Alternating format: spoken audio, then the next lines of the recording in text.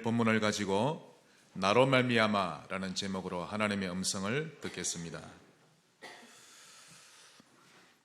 저녁을 잡수시던 주님이 갑자기 제자들의 발을 씻기기 시작하셨죠. 그리고는 전도자로 살아갈 사람은 섬기는 자세가 필요하다라는 것을 알려주셨습니다. 전도자인 여러분은 섬기는 자세 꼭 회복하셔야 합니다. 그런 후에 갑자기 주님이 이상한 말씀을 하셨는데요. 너희 중 하나가 나를 팔리라.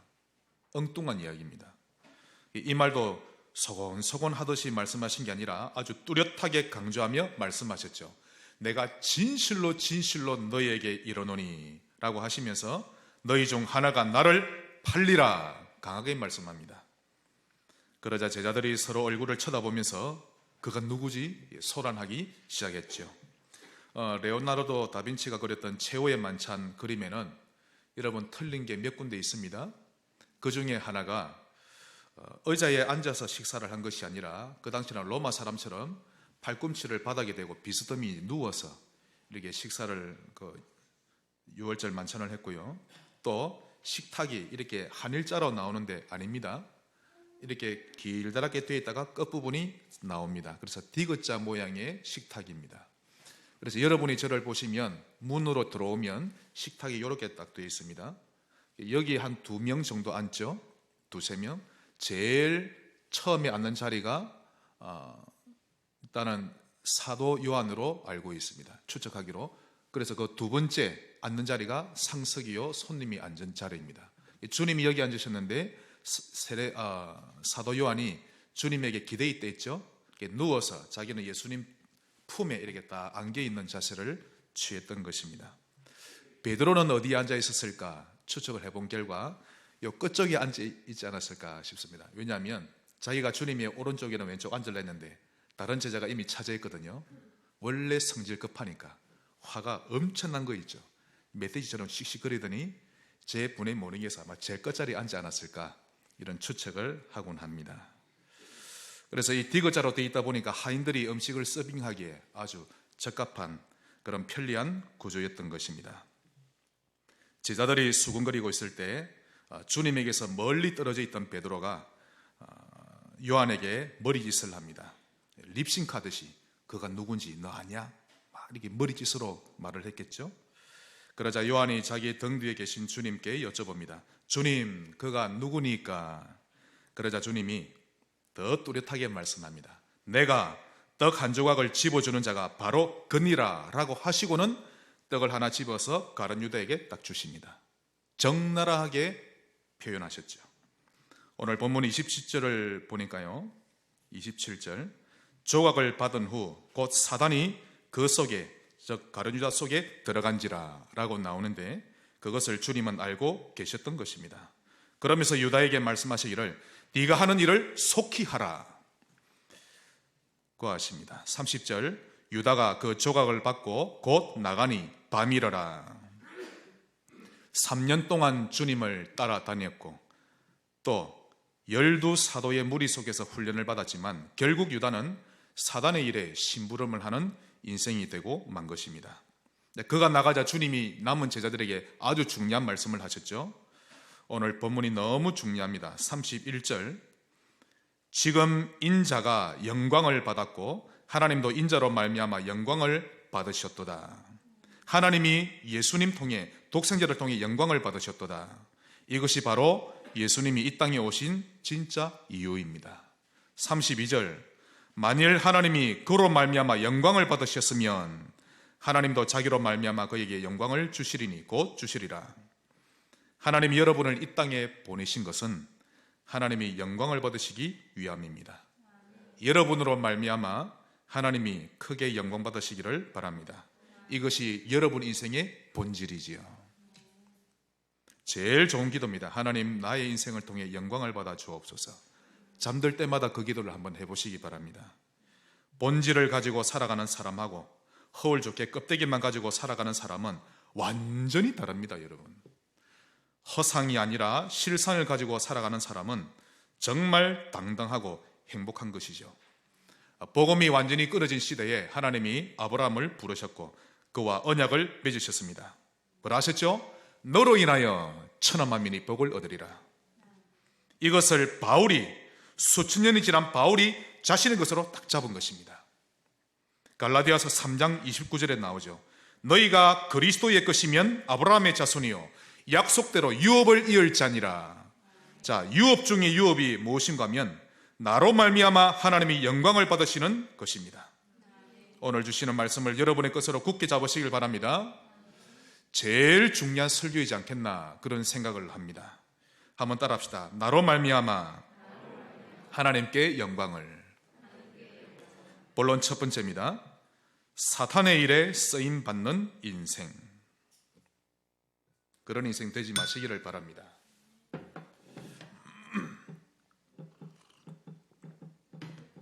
오늘 말씀으로 확인하셔야 합니다. 나는 뭐 모르고 열심히 살았는데 알고 보니 사단의 일에 쓰임받는 인생이었구나. 그러면 돌아서야 되겠죠. 그 첫 번째가 나 중심 인생입니다. 창세기 3장 잘 나옵니다. 아담과 하와가 나쁜 친구를 사귀었습니다. 간사한 뱀을 사귀었는데 그걸 잘 알고 있는 사단이 뱀 속에 들어갔죠. 그리고는 결국 뱀을 이용해서 최초의 인간을 완전히 무너뜨린 것입니다. 하나님께 범죄하고 타락한 인간이 가지게 된 저주 가운데 가장 무서운 저주가 나중심입니다. 사단보다 더 무섭죠. 사단에게 귀신 들릴 것도 없이 나중심에 딱 잡혀 있으면요 결코 주의를 할 수가 없습니다. 하나님 중심에서 완전히 멀어지게 만드는 가장 무서운 것이 나중심입니다. 이것만 있으면 한 인간을 무너뜨리는 것은 식은 죽 먹기이기 때문입니다. 쉽게 말하면 여러분 생각이 여러분의 기준이 되면 나중심 됩니다. 나중심이 강할수록 하나님 말씀이 귀에 들리지 않죠? 순종 못합니다. 나중심으로 신앙생활 하게 됩니다. 은혜 받고 있는 것 같아도 나중심으로 은혜 받고 있죠. 이만큼 나중심은 무서운 것입니다. 복음과 종교의 가장 큰 차이점은 바로 중심이 무엇이냐 하는 것인데요. 한마디로 복음은 하나님 중심이요 종교는 나 중심입니다. 예수 믿고 구원받은 신자가 하나님 중심이 아니라 나 중심으로 산다면 그는 신앙생활을 하는 것이 아니라 종교생활을 하는 것입니다. 결국 나 중심은 사단의 일에 쓰임받는 인생이 되게 하죠. 그러므로 기준이 여러분의 생각이 아니라 하나님의 말씀이 되기를 바랍니다. 여러분이 생각하는 대로 신앙생활 하지 말고 지도를 잘 받으세요. 나중심 인생은 하나님께 영광을 드리지 못합니다. 두 번째로 사단의 일에 쓰임받는 인생은 네피림 인생입니다. 목사의 말로 들으시면 안 됩니다. 창세기 6장에 드러나 있죠. 우리 하나님은 어디 계실까요, 여러분? 아니요. 항상 내 뒤에 계십니다. 이게 무슨 말인가 하면 틀린 길로 갔는데 유턴만 하면 됩니다.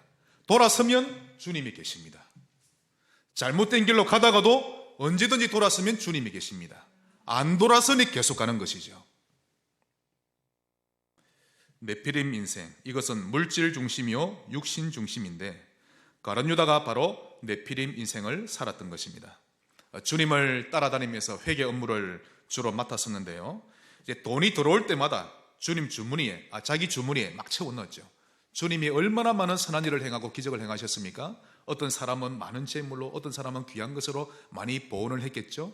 그걸 가룟 유다가 은근히 자기 주머니 좀 떼서 넣고 그랬던 것입니다. 마리아가 값비싼 향유를 주님 머리에 붓자 그는 오히려 야단치며 엄청 아까워했던 것을 우리가 볼 수 있습니다. 이런 사람은 눈 멀고 귀 멀고 하는 것입니다. 이런 물질과 육신이 틀린 겁니까? 아닙니다. 이 물질과 육신을 하나님 나라 위에 사용할 줄 알면 그걸 사용할 줄 모르는 사람보다 더 큰 일을 할 수가 있는 것인데, 안타깝게도 대부분의 신자들이 물질에 빠져버리고 육신에만 투자하며 살아가는 것이 문제인 것입니다. 분명한 것은 이런 인생은 결국 사단에게 쓰임받는 인생이라는 것입니다. 네피림 인생은 하나님께 영광이 되지 못합니다. 세 번째로 바벨탑 인생, 창세기 11장에 잘 나오죠. 불에 타고 없어질 것으로 인생의 탑을 쌓아가는 인생을 말합니다. 결국 무너지고 불에 타버립니다. 고3이라고 주일 예배도 빠지고 공부에 올인하는 중직자 자녀 많습니다, 여러분. 그건요, 그 부모가 자기 자식을 바벨탑 인생으로 만들어내는 일입니다. 나는 하나님을 사랑합니다, 나는 믿음 있는 사람입니다 라고 말하는데 그 증거가 어디 있습니까, 여러분? 그걸 무엇으로 증명해 볼 수가 있습니까? 말만 하면 믿음 있는 사람입니까? 나는 하나님을 사랑합니다, 무엇으로 증거해 보입니까? 그 증명해 볼 수 있는 제일 절대적인 방법이 예배입니다. 인간이 하나님 앞에 드릴 수 있는 최상의 행위가 예배입니다. 그러므로 예배가 그에게 1순위인지 차순위인지 그걸 보면 대본에 알 수 있죠. 이 사람이 하나님의 인도를 받을 사람인지 아닌지는 가장 먼저 예배에 대한 그의 자세인 것입니다. 집에 친척이 놀러 왔다고 예배를 빠진다? 하나님의 인도받기 어렵습니다. 어서 속히 우선순위 바꾸셔야 합니다. 하나님을 진짜 믿으세요. 하나님 중심으로 해봐야 합니다. 그래야만 인생이 풀리기 시작합니다. 우리 젊은이들은 잘 모를 겁니다. 인생을 한번 살아가 보세요. 하나님 중심으로, 예배 중심으로 살면 하나님 여러분의 삶을 구석구석 기도 안 한 것까지 다 인도합니다. 하나님 중심 안 살면요, 가는 데마다 잡초와 엉겅퀴, 가시, 오만 때만 게 다 일어납니다. 그걸 또 내가 풀어 헤쳐야 되고 참 고달픈 인생이죠. 여러분의 주변 사람들에게 여러분이 예배자임을 보이면서 살아갈 줄 아셔야 합니다. 만일 제 주변에 누가 결혼식이 있다, 주일날 결혼한다, 그것도 11시에 딱 결혼한다, 그 전날 찾아갑니다. 그것도 축의금을 2배로 더 넣어서 선물까지 해서 나는 하나님의 사람이다, 목사가 아니어도 당신을 지금 내가 축복하기를 원한다, 내일은 나는 하나님이 우선이다, 그리 말하는 거죠. 해보세요. 그렇게 일단 하나님이 먼저 여러분의 중심을 받으십니다. 진짜 복음을 사랑하는 자가 없습니까? 진짜 교회를 사랑하는 자 없습니까? 목숨을 바쳐서라도 교회를 사랑하고 지키려는 자 없습니까? 찾아보기가 어렵습니다. 이것이 본질인데 이런 신자 되시기를 주의 이름으로 축복합니다. 사람 눈을 너무 의식하지 마세요. 하나님을 믿으셔야 합니다. 성지교회 출신 렘넌트라면 하나님 중심, 예배 중심, 목회자 중심 되어야 합니다. 반드시 그렇게 사셔야 합니다. 어딜 가서 이따위로 신앙생활 배웠냐? 그 말 들으면 목사 얼굴에 먹칠합니다. 아시겠죠, 렘넌트들? 아멘을 많이 하네. 두 번째로, 하나님의 영광에 쓰임받는 인생. 인물들을 보면서 한번 살펴보겠습니다. 첫째, 세례요한. 마태복음 11장 11절, 내가 진실로 너희에게 말하노니 여자가 낳은 자 중에 세례요한보다 큰 이가 일어남이 없도다. 이 땅에 여자가 낳은 사람 가운데 세례요한이 최고다라는 최고의 평가를 받은 것이지요. 그럼 어째서 그는 이런 칭찬을 받게 되었을까요? 그 앞절에 10절에 잘 나옵니다. 기록된 바 보라, 내가 내 사자를 내 앞에 보내노니 그가 내 길을 내 앞에 준비하리라 하신 것이 이 사람에 대한 말씀이니라. 즉 세례요한은 예수님이 이 땅에 오셔서 그리스도의 일을 하실 수 있도록 사전 작업을 해놓았기 때문에 그걸 가장 가치 있다라고 평가하신 것입니다. 사람들의 눈을 그리스도께로 향하도록 도와주었던 것이죠. 결코 세례요한은 내가 구원자요, 내가 보이스다라고 말하지 않았습니다. 사람들이 네가 그리스도냐, 너는 누구냐 라고 묻자 그는 나는 그리스도가 아니라 나는 주의 길을 곧게 하라고 보냄을 받은 광야에서 외치는 자의 소리일 뿐이다. 참 겸손하죠. 또 바른 말이고요. 나는 물로 세례를 베풀 뿐이요 내 뒤에 오시는 이가 계신데 그는 성령과 불로 너희에게 세례를 베풀 것이요 알곡과 쭉정이를 심판하실 것이다. 여러분 때문에 사람들의 눈이 그리스도를 향하게 되기를 바랍니다. 이것이 하나님께 영광이 되는 인생입니다. 두 번째로, 요셉. 애굽으로 끌려간 요셉이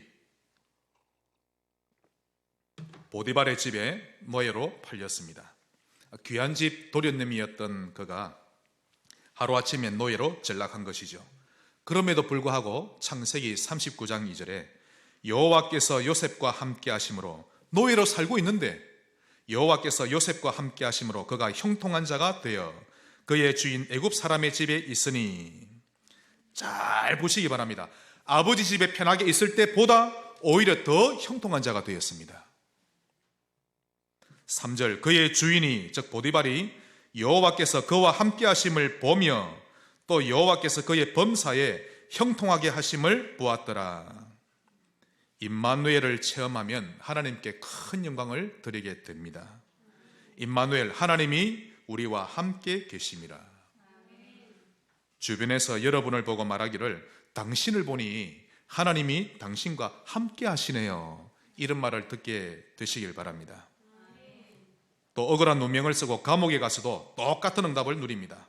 22절부터 보시면요, 간수장이 옥중죄수를 다 요셉의 손에 맡김으로 그 재반 사물을 요셉이 처리하고 감옥에 온 주제에 총무일까지 합니다. 하나님이 그리하게 하셨죠. 간수장은 그의 손에 맡긴 것을 무엇이든지 살펴보지 아니하였으니 이는 여호와께서 요셉과 함께 하심이라. 여호와께서 그를 범사에 형통하게 하셨더라. 정말 아버지 옆에 살 때보다 더 형통했던 요셉입니다. 하나님과 동행하는 것을 보여주는 것이 하나님께 영광이 되는 삶입니다. 다윗, 아들 압살롬이 반역을 일으켜서 급하게 도망가는 시세가 되었지요. 그때 저 건너편에서 심의가 먼지를 티끌을 날리면서 저주를 퍼붓습니다. 그때 다윗의 신복인 아비새가 말하기를, 주님, 제가 당장 가서 저자의 목을 베고 오겠습니다. 그때 다윗이 말하죠.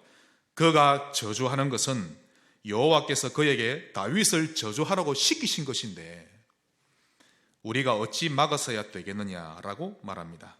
이 한마디의 고백으로 그 현장에 흐르는 영적 분위기가 바뀌어버리고 정리정돈 딱 돼버립니다. 분노, 불만, 복수, 이런 불신앙이 얼씬거리지도 못했던 것이죠. 여러분의 고백으로 현장 분위기가 정돈되기를 바랍니다.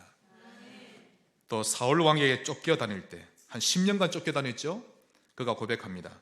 여호와는 나의 목자시니 내게 부족함이 없으리로다. 이런 믿음의 고백 하나로 다윗은 광야 생활이 고난이 아니라 더 믿음을 단련하게 만드는 과정이 되었던 것입니다.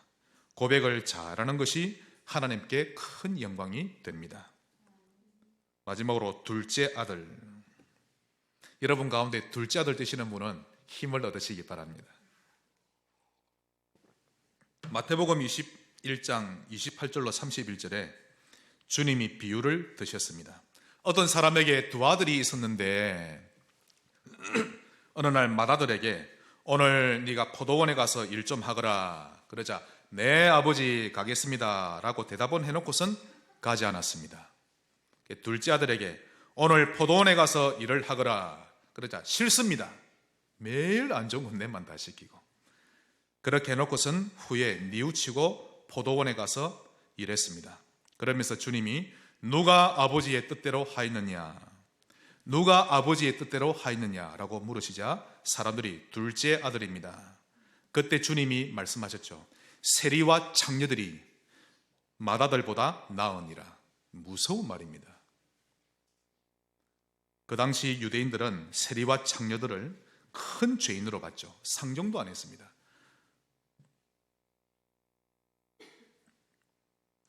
순종이 하나님께 영광이 됩니다.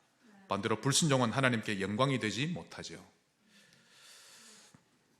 순종으로 하나님께 영광을 돌리시길 바랍니다. 마지막 큰 세 번째로 가장 성공한 인생. 이 언약을 굳게 잡아야 되겠습니다. 어렵지 않습니다. 너무 간단합니다. 무엇이 가장 성공한 인생일까요? 그 첫째로 플랫폼이 된 인생입니다. 플랫폼 되시기 바랍니다. 지난 10월 29일 밤에 있었던 이태원 사건으로 155명 죽었다고 통계가 나왔는데요. 총 사상자가 300명이 넘는다고 합니다. 이때 죽은 사람들 중에 20대 젊은이가 100명이 넘습니다. 한마디로 참사죠. 이 일로 각 종교계에서는 위로하는 차원의 종교 행사를 열기도 하고 또 세계 각 나라에서는 위로의 메시지를 보내오기도 했습니다. 또 한국 교회에서도 자식 잃고 가족을 잃은 부모들을 위로하며 예배드리는 일들이 있었습니다.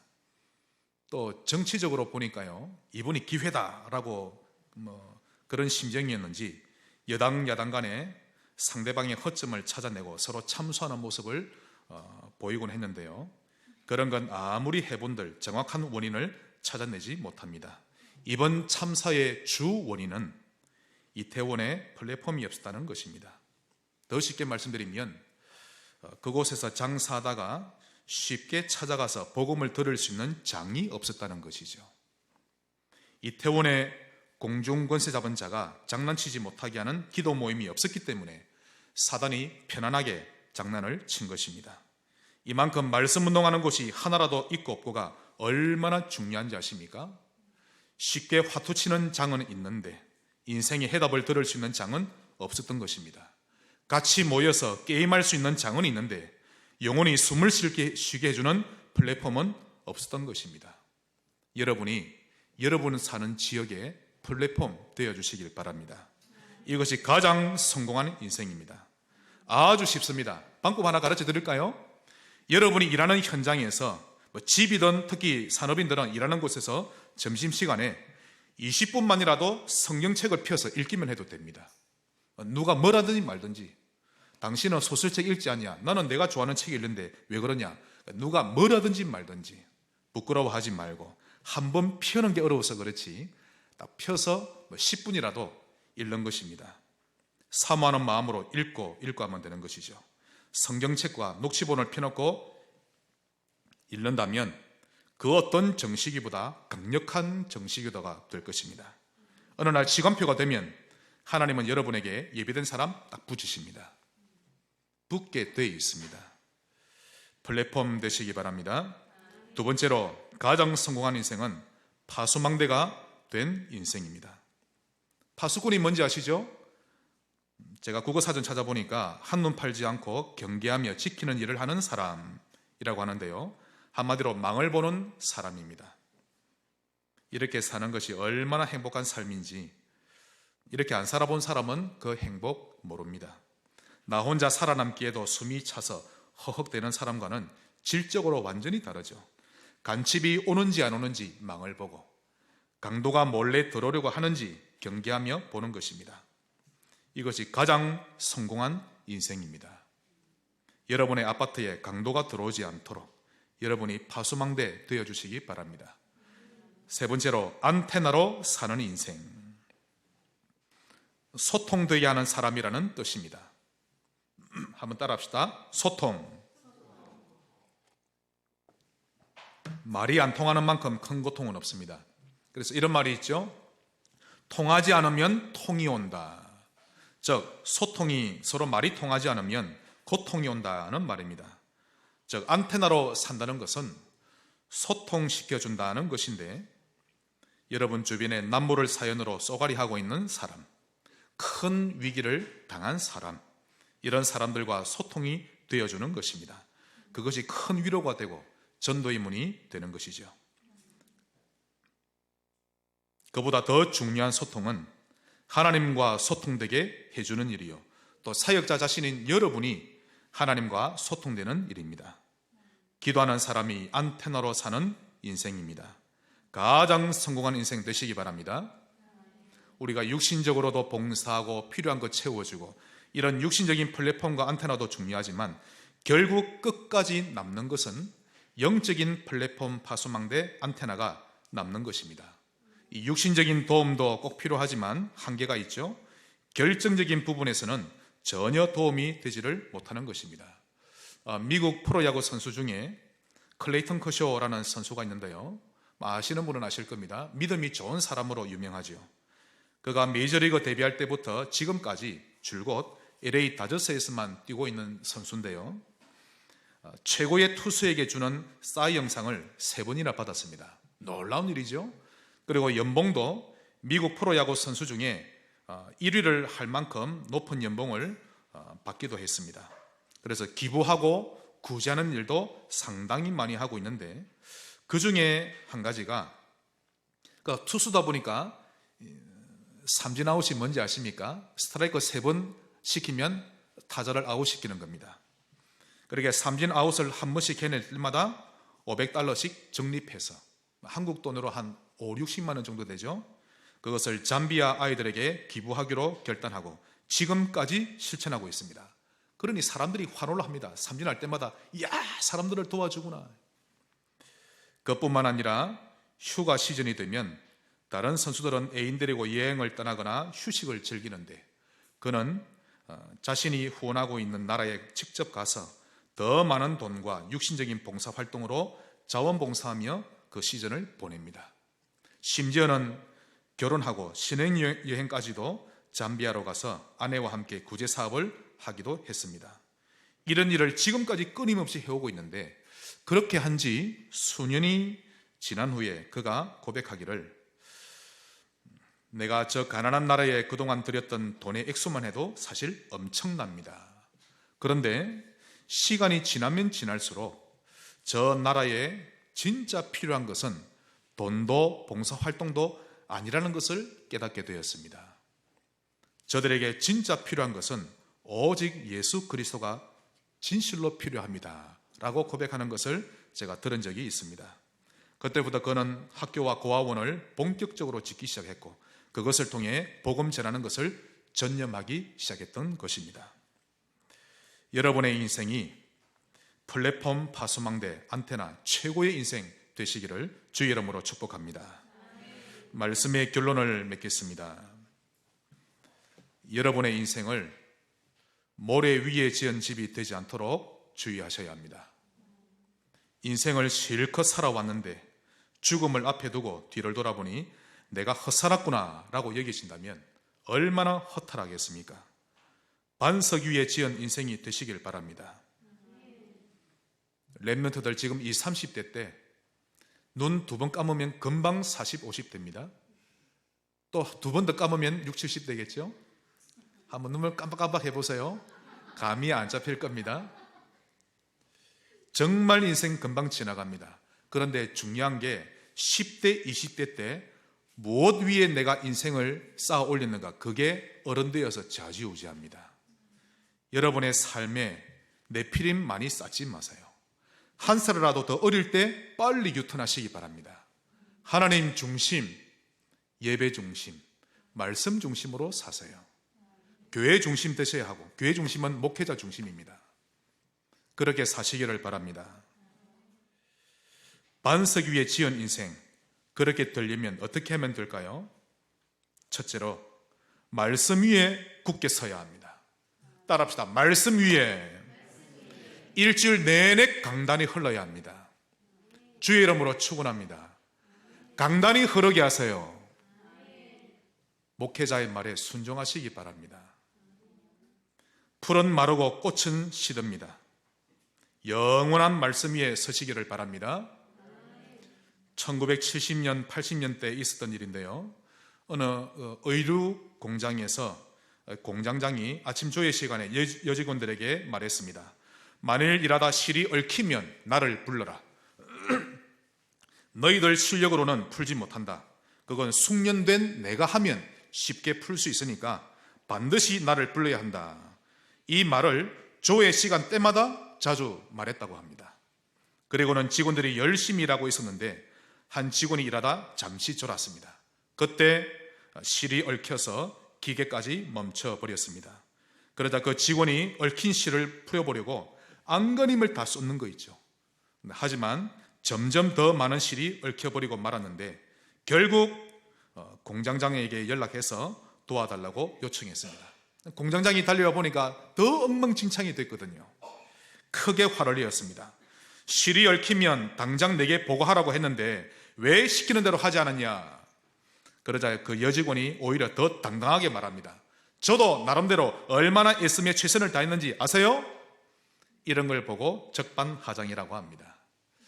말씀에 순종하지 않는 모든 삶은 적반하장 인생이 됩니다.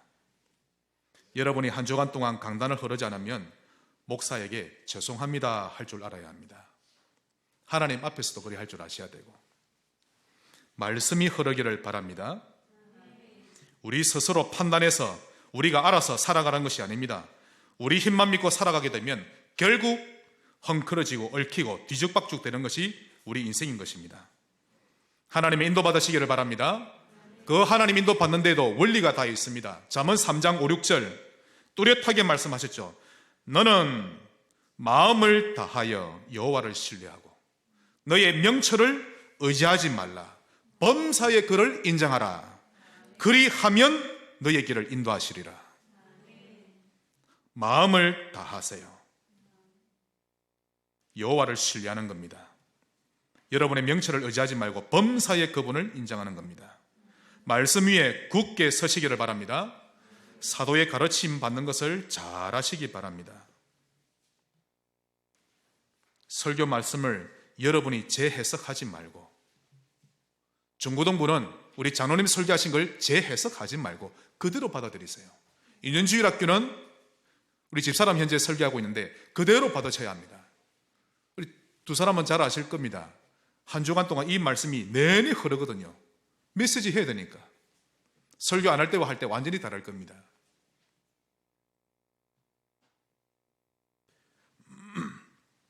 선포된 말씀 그대로 받아들이시길 바랍니다.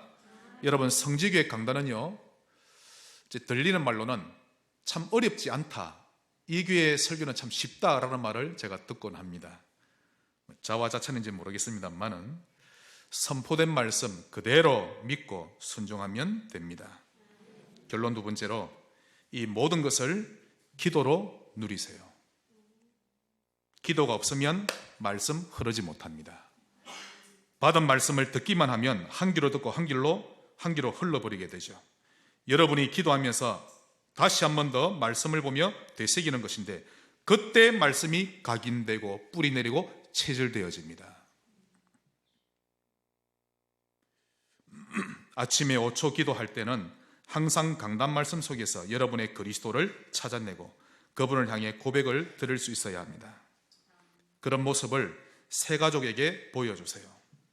또 여러분의 온 가족이 모였을 때, 아버지, 어머니와 자녀들 모였을 때 다른 것 포럼하지 말고 강단으로 포럼이 되어지면 그걸 보고 완네스 되었다고 합니다. 그래야 기도 제목이 통하고 교회와 방향이 탁 통합니다. 교회 강단이 어린아이에게, 중고등부에, 또 여러분의 가정과 업에 흐르기를 바랍니다. 그러다 보면 교회를 두고 같은 기도 제목이 나오고 같은 방향이 나오죠. 말씀과 기도로 하나가 되기를 바랍니다. 마지막으로 여러분께 새로운 계명을 드립니다. 서로 사랑하세요. 사랑이 무엇입니까? 오래 참는 겁니다. 맞지요? 사랑은 온유하고 견디는 겁니다. 믿음보다 소망보다 더 필요한 것이 사랑입니다. 서로 사랑하시기를 바랍니다. 반석 위에 지어가는 인생 되시기를 바라고, 여러분으로 말미암아 하나님이 영광 받으시기를 주의 이름으로 축원합니다. 하나님께 감사드립니다. 오늘 주신 말씀이 그대로 성취되게 하옵소서. 예수님 이름으로 기도합니다. 아멘.